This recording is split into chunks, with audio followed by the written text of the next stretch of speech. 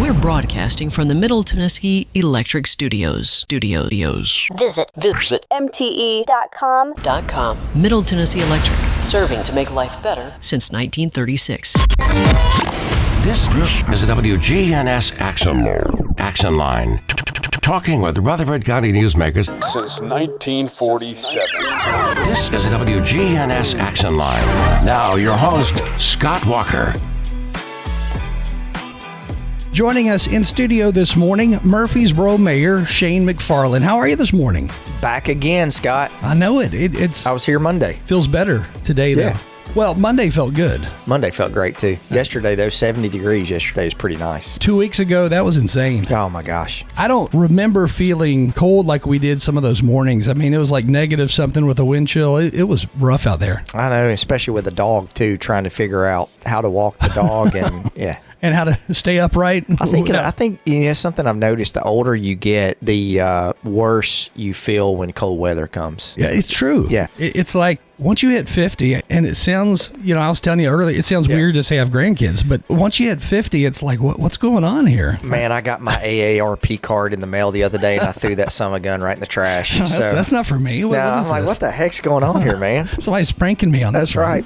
So what all's been happening in the city? Man, we've heard a lot about landfill discussions. Yeah, we had really good outcome that we've been going through. This has been something we've been working on for many years, going back on. We've got the Clean Air and Clean Water lawsuit that's going on with Republic and BFI right now. But, I mean, to give some context, back several years ago, BFI tried to do a horizontal expansion, which means they just tried to expand on adjacent land.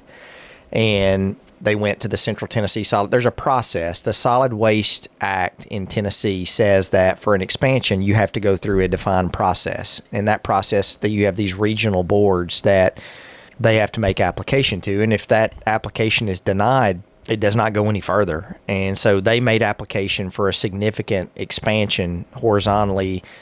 That was sent to this Central Tennessee Solid Waste Board that's representatives from Rutherford County, Cannon County, Coffee County, and Warren County.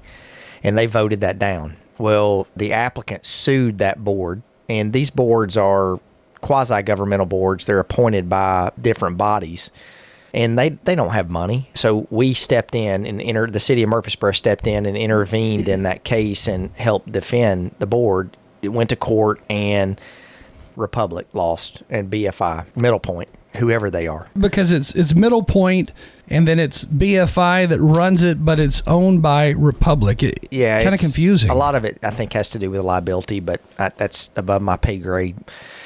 But, so then they lost. They appealed that decision, but while the appellate decision was going through, they started this process with the Rutherford County Commission to do this Rutherford First. You'll remember that's when they did they did the public forum. In the public forum, they actually had people get up and speak as Rutherford County residents, and they were with the PR team. How did y'all figure that out? People are so invested in this that we all watched that. The next morning, information came across that, like, hey, these two people that got up and spoke, they're with this PR firm that represents. And, that's the part where you talk about the trust process. And, like, you see these two people get up and they ask these questions to, at that time, I think it was the general manager and another guy. And they're like, oh, that's a great question. And you're like, well, it's a great question because you knew what the question was. So anyway, that process goes through, and I think that was really the defining moment where everyone was like, this is not Rutherford First. They were trying to expand onto the county's 200 acres and expand into the V. So that was denied. Before that was denied, they dropped the appeal. So now the next step was like, hey, we're going to apply for a 19 million ton expansion up to an additional 80 feet tall. And this was called a major modification in their words, right? Well, major modification, but all the paperwork that came from TDEC said expansion. Even the letter that we got back from TDEC's attorney said expansion application. So anyway, we sued over that, basically saying that the Solid Waste Act is very clear that says if a landfill is expanding, you have to go through this process. In this information, The city was saying this is just a flat out expansion. It's not some kind of modification, and you sidestep the process. Yeah, so TDEC says, and look, this is nothing against TDEC. I mean, we work with TDEC routinely, and, this is not personal, but TDEC said a vertical we don't consider a vertical expansion an expansion. Even though all the paperwork says expansion, it's a major expansion. 80 feet tall, 19 million tons. It expands the life of the landfill 15 plus years. And you're scratching your head going, but you're calling it an expansion, but you're saying that it doesn't have to go through the process. So anyway, we sued over that.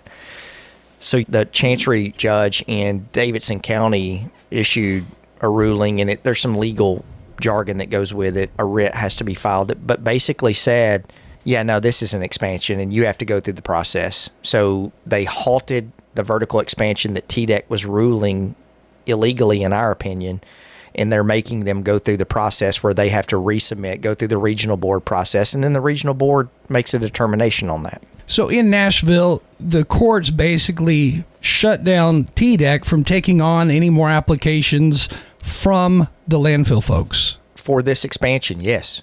And this sends them back to that process of what they were, I guess, supposed to do in the beginning. Well, the application had already been, TDEC had already stopped the application because there were some minor insufficiencies with the application. So I'm sure they were having to go through the process of resubmitting, but now they can't do that. And so I don't know what comes next. I mean, we have got a group of really good attorneys. I mean, but it's very clear they were circumventing the defined process, in my opinion, to get the answer that they wanted, not thinking that anybody was going to fight back on that. And I mean, Scott, I think there are things, we can all look and we can agree and disagree on, but the city council has been very firm in saying this is what we think needs to happen with the landfill. And I mean, even today, I'm driving and taking my youngest to school, and he's like, "Hey, Dad, what happened with the landfill?" And I was like, well, this is what happened. He's like, well, hey, I got a question. What are we going to do with all the trash once the landfill closes? And I'm like, that's a great question, buddy. So we talked about all those different scenarios. And so I think this is what the issue is, Scott. This is the part that I've been really frustrated with. This crisis has been created, and I think that's part of the deal with TDEC, that they feel like that they're helping because this whole solid waste crisis has been going on. And the sole purpose, in my opinion, one of the reasons for this solid waste crisis is like, hey, we want to make this landfill bigger. And it's funny, I was at an event this weekend, and I was talking with a Nashville council member. And one of the comments was like, yeah, we want that landfill to stay open. And I'm like, well, of course you do. Yeah, of course you do. And that's my whole thing with like Nashville. And this is nothing against the leadership in Nashville, but you can't say that you're a green city when you want to ship all your stuff to everybody else. Do they call themselves a green city? I don't know. I've got enough to worry about with MURFREESBORO that gets into the whole NES discussions and some of those things that they're dealing with.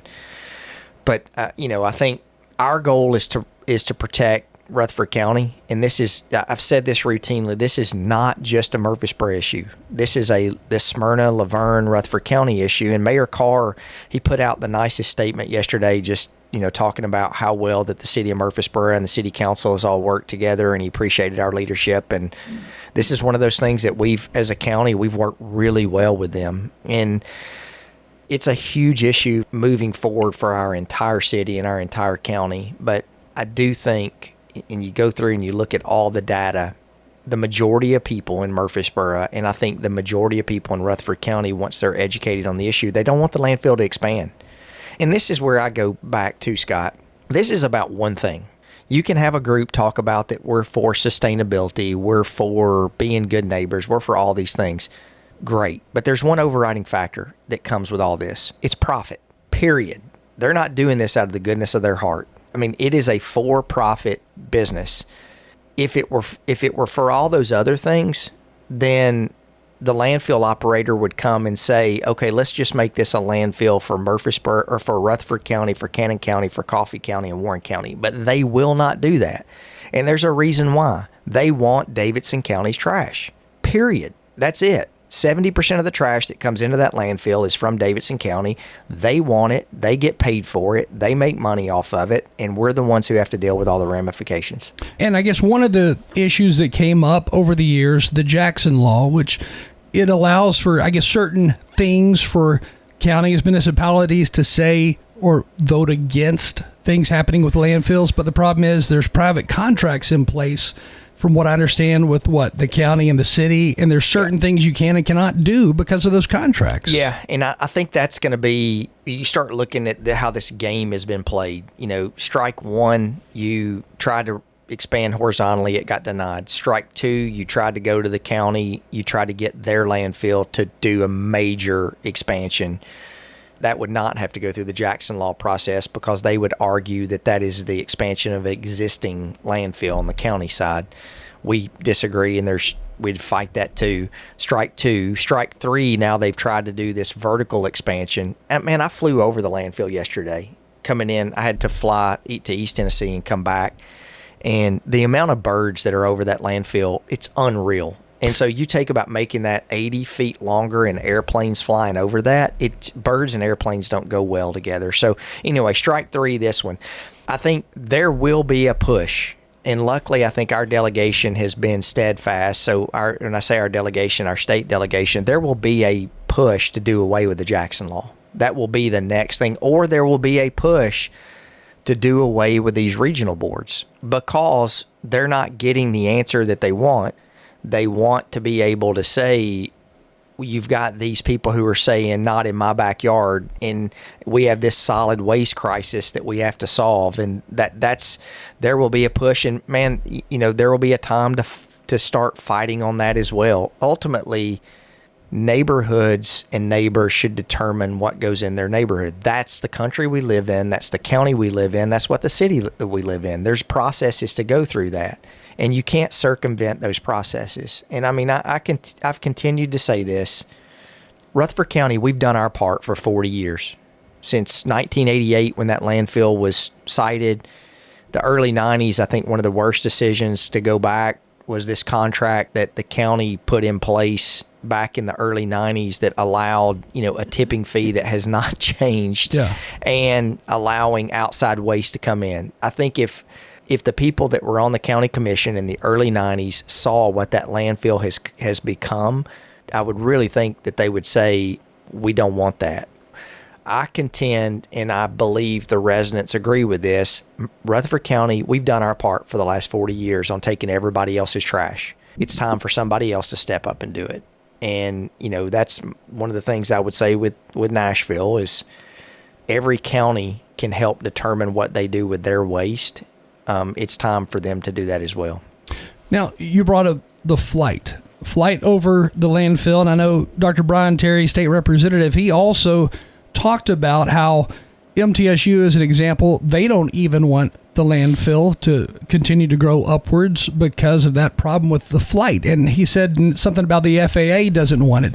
So is the federal government starting to step in and say... The federal government, well, and I can't speak for the landfill operators, but the FAA has pretty stringent regulations that basically says anything with height within a 5-mile radius or 5 miles of the end of the runway is regulated by the FAA.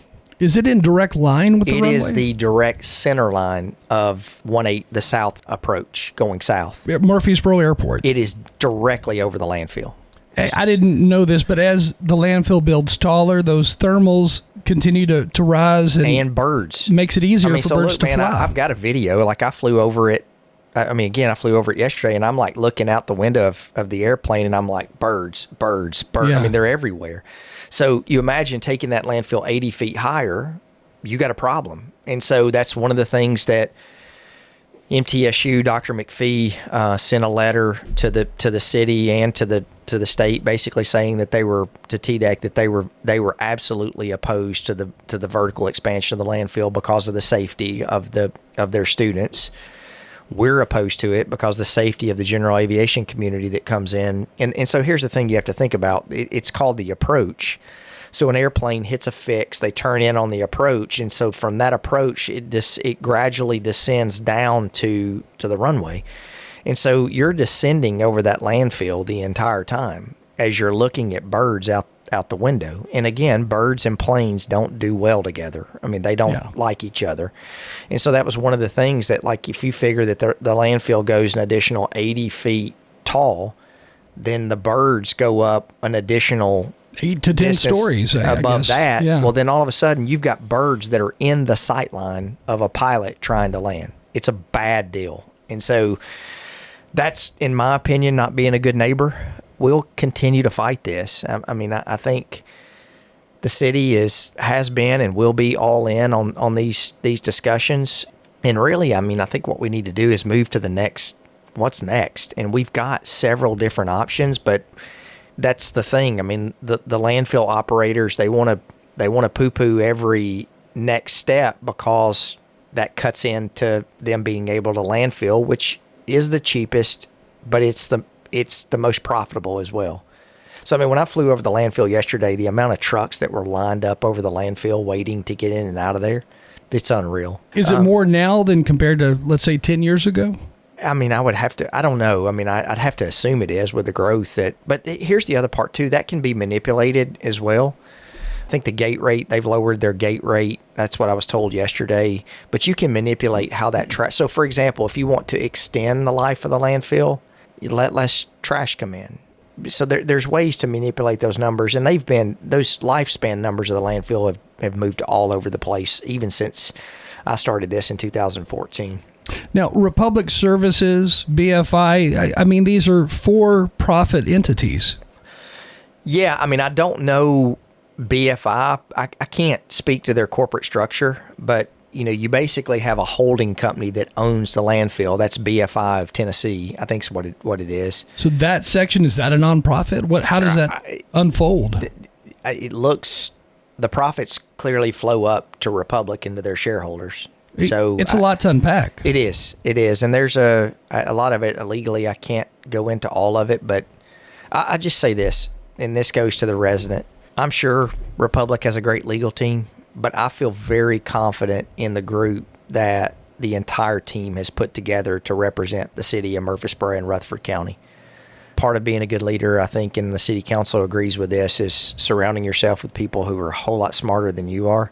And the legal team that we have that has been working on this for the last many years is top notch. And so I think that's something that if the resident in Rutherford County is going to lose sleep about some things, this is not one of them. You've got a good team that's representing you. Throughout the years, has the city paid for studies on the environmental impact on, let's say, our water supply? Because it's right there in the bend of the Stones River. Yes. What was the result? A lot of that I have to be quiet about just legally. I will say our drinking water is something we take very serious in the city of Murfreesboro, and I don't think that there would be anything that we would do to hurt anyone with drinking water. But it is, Scott, it's just common sense that you've got the city of Murfreesboro's drinking water intake downstream of the landfill. You've got CUD's water intake downstream of the landfill. You've got Smyrna's water intake downstream of the landfill. So anything that happens in that landfill is a direct impact to those municipalities. And any argument otherwise makes zero sense. So, but there have been leachate outbreaks that the city has monitored that have come, in our opinion, from the landfill. You're able to get what they call footprints that you can look at to say this is where this came from. So there are things that, and we process the leachate coming from that landfill. So that leachate can be tested and has been tested, and it is significant what comes out of that leachate intake. What other things have been found within different studies, such as, or high quantities of nicotine or arsenic, things along those lines? Are those types of things coming from the landfill? This goes more to what's called PFOS, PFOS, and PFOA, and those are forever chemicals, and our listeners would get bored if we start talking about that, but it's basically like plastics, and it's different things that come from the leachate as leachate settles. So it's one of those things that, if it's something that I looked at and I think as a council that we said,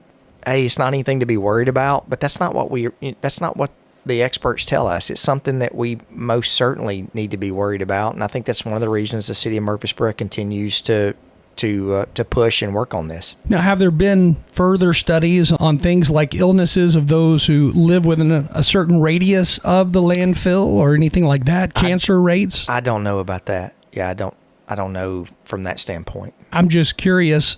For years, the big discussion was around the smell that was put off from the landfill. The common thought process is, if I can smell it, then I'm inhaling something. Yeah. But what is it? Well, it's gas. It's methane. It's, so that's the part that I think that's been frustrating throughout this whole process. And that's why we have the clean air lawsuit with the EPA, with the federal lawsuit. That's the clean air, clean water lawsuit. But TDEC will tell you they do not regulate odor.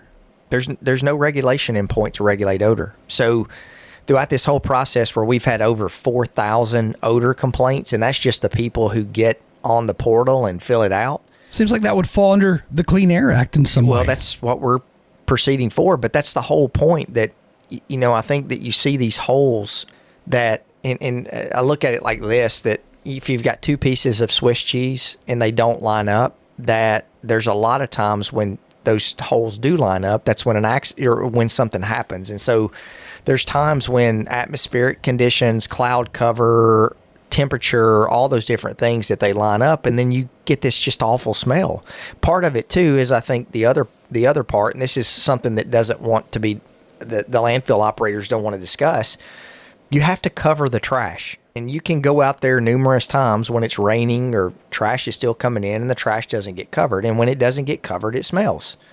The other part with that has to be with dirt. And the thing that you don't really look at, man, if you look at an aerial view of the property owners that have sold their farms or that they have used their farms, it literally looks like a nuclear bomb went off on some of these farms where they're mining the dirt off of it to be able to sell to the landfill to cover it up. So Steve Piercy, the commissioner out in the Las Casas area, did a great presentation to the commission one night showing these photos of what has happened around the landfill. So everybody thinks it's just the landfill site. It's not just the landfill site. It's the entire area. And so even though the landfill doesn't own those sites, they contract with the people who do own the sites, and then they buy dirt. And so basically you're basically quarrying out all of the dirt the topsoil you can get to go cover up the landfill.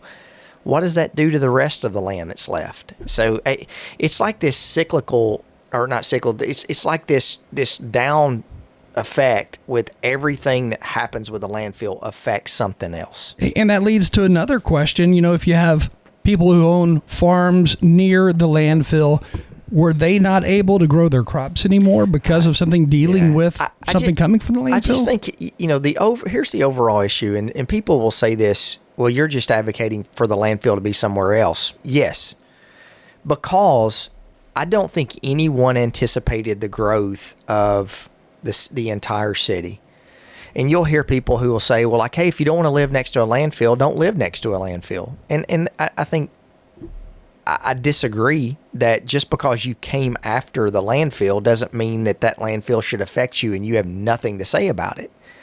So landfills like Middle Point need to be in areas where there's not a lot of people who live around them. But I think the other part with that too is there should be a limit on the size of what a landfill can become. And Middle Point trying to be, if not the largest landfill in the country, one of the largest landfills in the country, doesn't make sense around a city. That's why the Jackson Law is in place. It is to protect neighbors who live around those types of uses. And trying to get rid of that just because there's this so-called solid waste crisis doesn't make sense. Did you ever get a list of the top 20 biggest landfills in the U.S. and find out, where we stand? We have that. Middle Point's one of the largest landfills in the country. And then going through and looking at, it's definitely the largest in Tennessee, but going through and looking at what it wants to become would put it in the top percentile of landfills in the country. But, I think that's the other part. And I mean, one of these days, I think it's pretty funny. You could write a book on all this stuff. I get that the people who work with the landfill, they have a job to do. Their job is not to come out and say, hey, no joke that our landfill smells. It's a landfill. But their job is, like, for example, to get on TV and say, our company standard is we should be able to walk 20 feet or 20 steps off of the face of the landfill and not smell it. And I'm like, we will take that.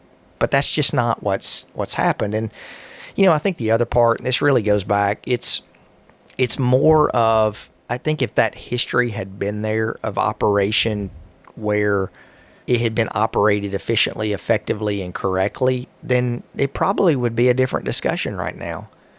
But it hasn't. And there's no argument to that. There's no argument around that.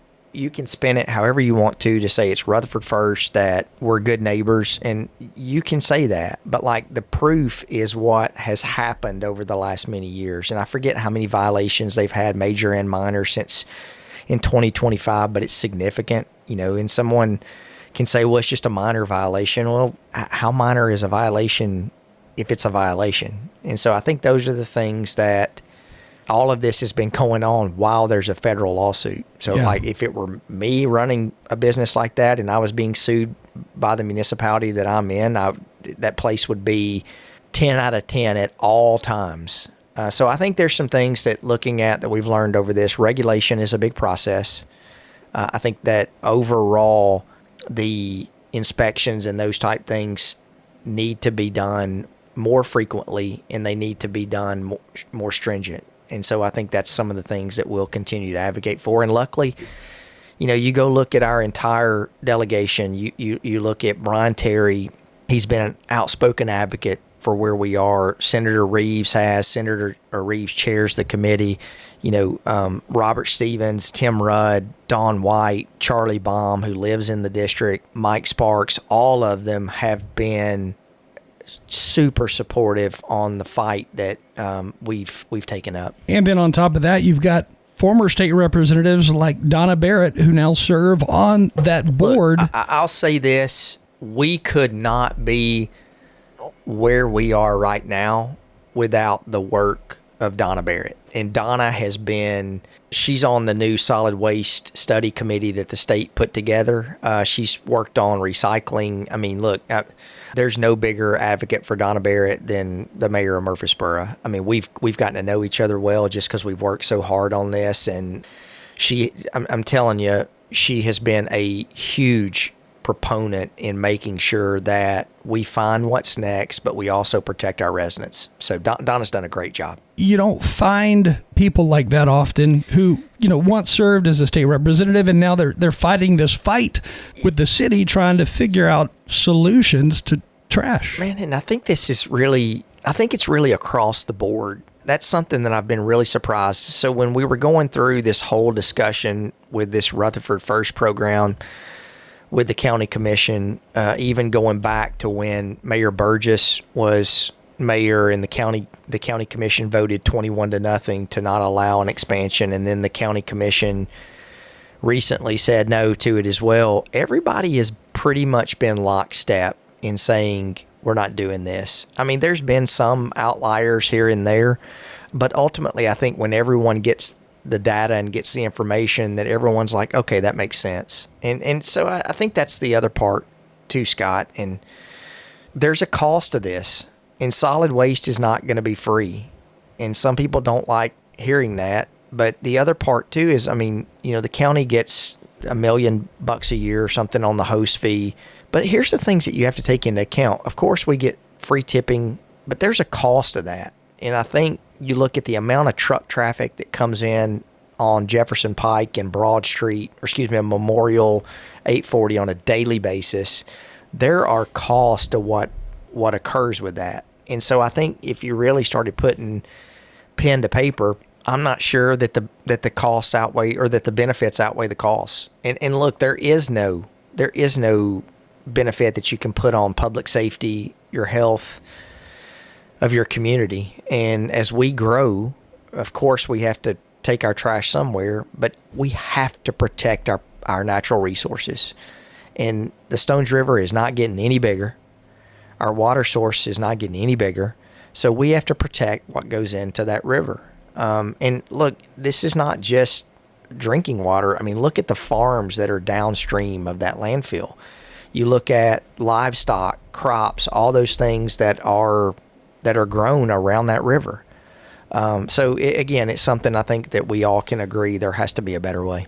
The movie about lawyer Aaron Brockovich and uncovering the chemicals that were in their groundwater, in their drinking water, have there been any findings by the city or the county where you found lawsuits that were tied to that in some way, not tied to Aaron Brockovich, but things similar to what she uncovered, tied to the landfill? There's been other lawsuits that have gone on out there. I mean, I think you've seen, just like that there's a landfill for profit, you also have attorneys that are out there that are trying to do things for profit to get, odor complaints. And so, there have been other lawsuits that are out there. I mean, I think here's the part where the resident can be sort of eased to know that the amount of experts that we have hired that have gone through, even they've been able to go inspect the landfill.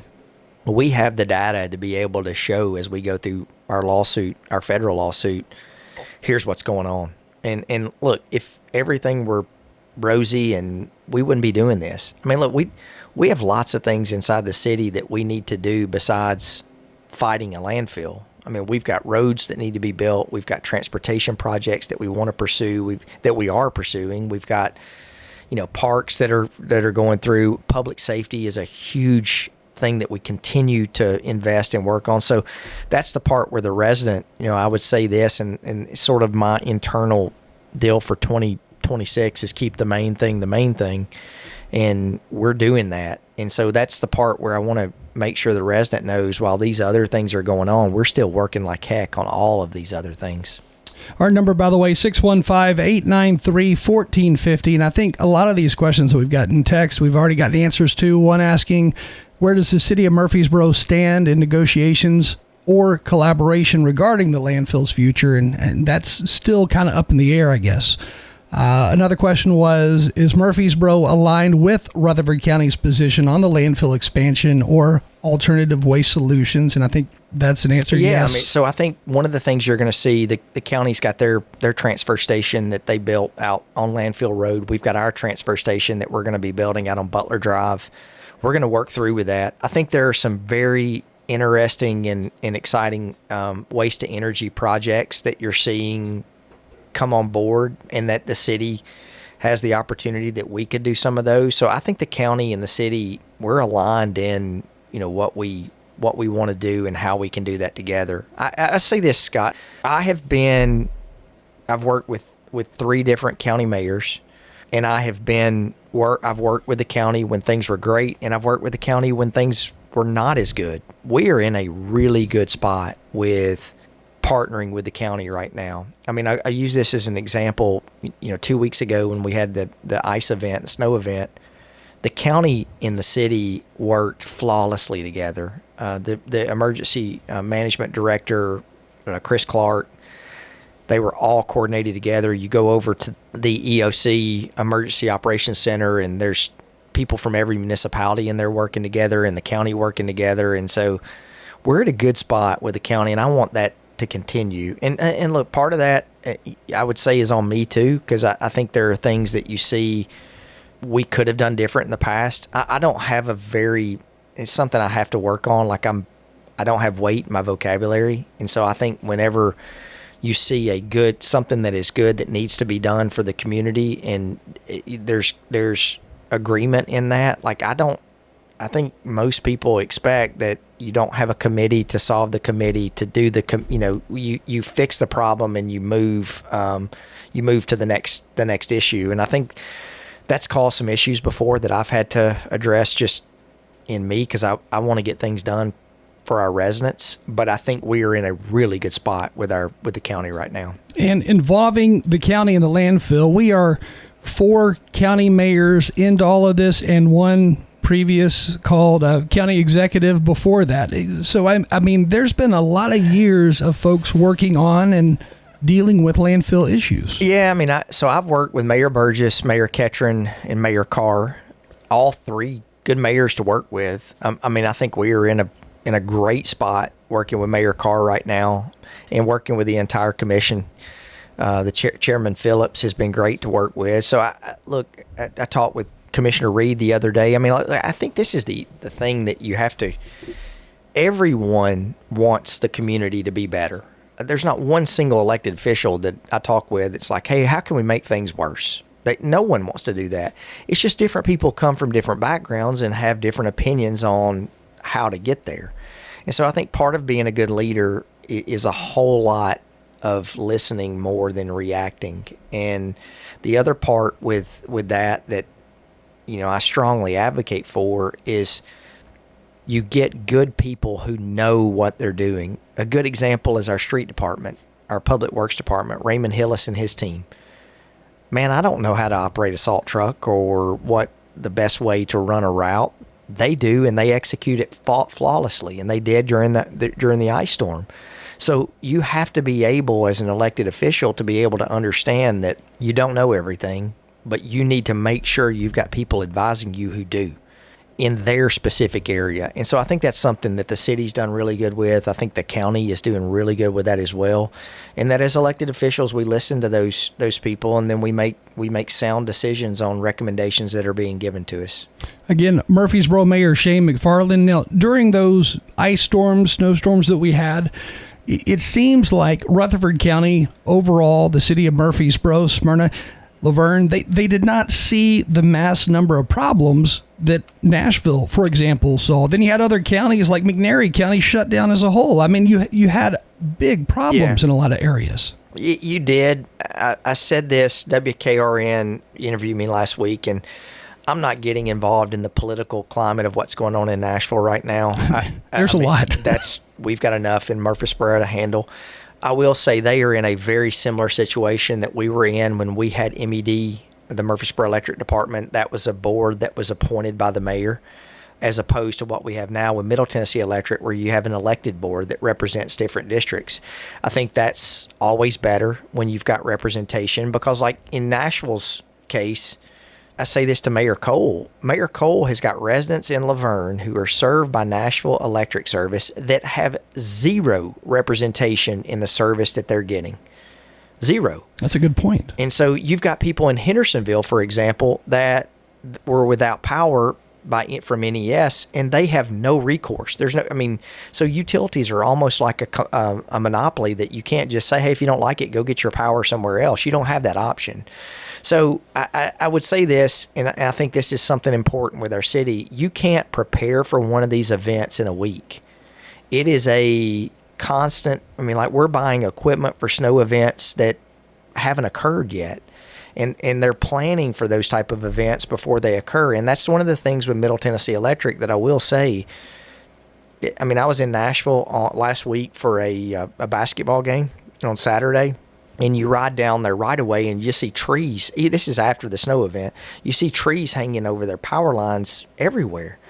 We don't have that here. And that's because that Middle Tennessee Electric is aggressive on their pruning and their cutting of trees to say, we're doing that year round, and we're going to be prepared so that way if a thunderstorm, a tornado, if something comes through, a snow event, ice event, we can't have our power lines down. And so look, there's people get upset about that because you're going to go through and you see a tree cut like an L because that you're cutting the limbs over the power lines. But I say this, power is like insurance. You don't need it until you need it.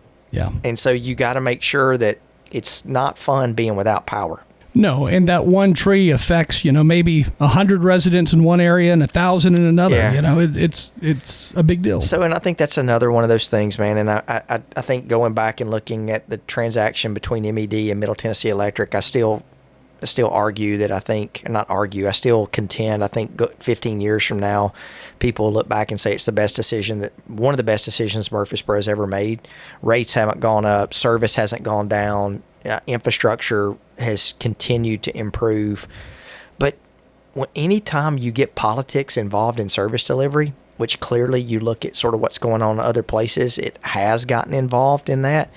It will fail the resident, the ratepayer, the service provider every single time. So that's the thing I'm proud with Middle Tennessee Electric, with Chris Jones, with all the linemen that were out there working, the entire team, is they're looking at how do we provide a better service, not necessarily what's politically the best thing to do. And I think when you focus on providing the best service to your residents, just like we pick up trash, all the things that we do, everything else takes care of itself. And when you look at leadership and you look at the turnover of leadership, well, Middle Tennessee, for example, went from Frank Jennings to Chris Jones, basically, and Jones has been there ever since Jennings. That's years. Yeah, and I mean, man, I could not be more proud of those teams. They are, not only are they great providers and provide a great service, they are good people. Again, with us this morning, Murfreesboro Mayor Shane McFarland, and we are way out of time, but thank you for joining us. Anytime. Thanks, man. Right now, that time, 9:02. Stay with us. We have more coming up next. The Action Line on FM 101.9 and AM 1450 Murfreesboro, FM 100.5 Smyrna. Listen and watch at WGNSradio.com.